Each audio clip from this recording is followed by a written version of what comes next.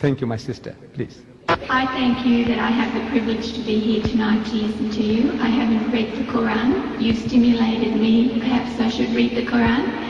But I would like to know what you believe with the ascension of Jesus. Do you believe that he actually lived? So then what happened to Jesus if he lived? If he did not die, if he lived? No. The Quranic ayah, the verse that I read to you, the last expression I said was, Bal rafahu Allahu ilayh. But Allah took him up to himself. We Muslims believe that God Almighty took him up, saved him from that ignoble death and nakedness of the cross, because the people on the cross were absolutely naked. They didn't respect you to put a little loincloth around the man.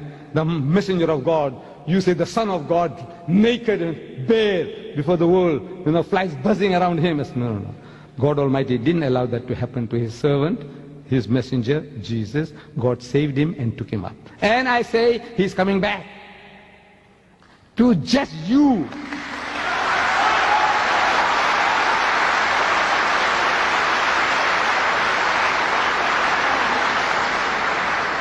He is coming back.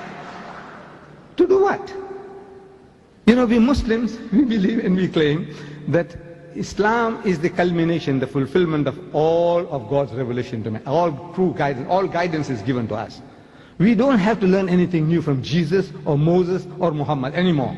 Whatever God wanted to give, he's given it to us. So what is Jesus coming to do? I says, no, he's coming along to rectify you.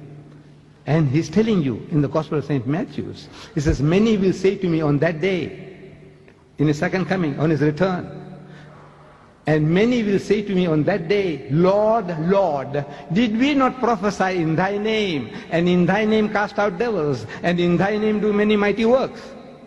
They're going to ask Jesus, didn't we do all these things? We built hospitals, orphanages, and we looked after the Aborigines, and we looked after the Maoris, and we looked after the Indians. Yes, all these things we did. We educated all these fools, we civilized them, we cultured them, we did all the things. So did we not prophesy in thy name, and in thy name cast out devils, and in thy name do many mighty works? What does Jesus say to that? He said, I never knew you.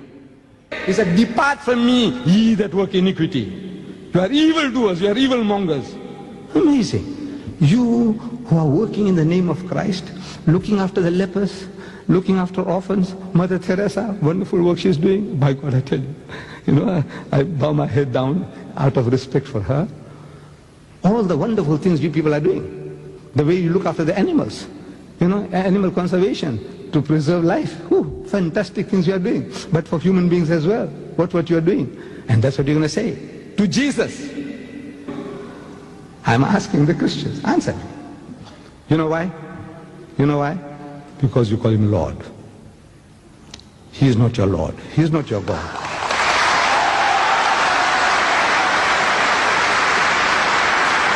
That's the reason. That is the reason.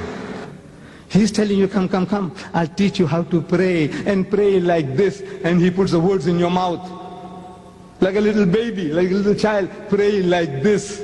Oh, our Father, which art in heaven.